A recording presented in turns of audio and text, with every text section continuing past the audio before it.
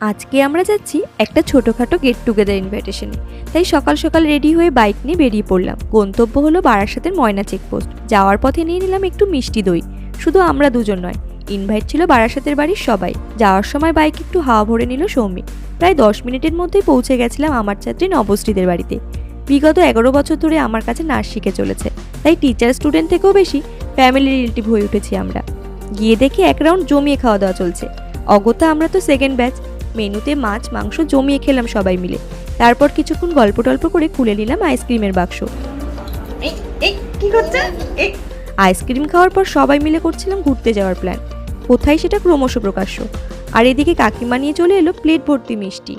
আর সেটা দেখে সৌমিক তো অবাক।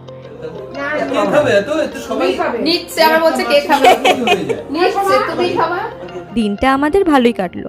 আসছে আবার বিয়ে বাড়ি মিনি ব্লগ, সঙ্গে থেকেও দেখতে থাকো। টাটা।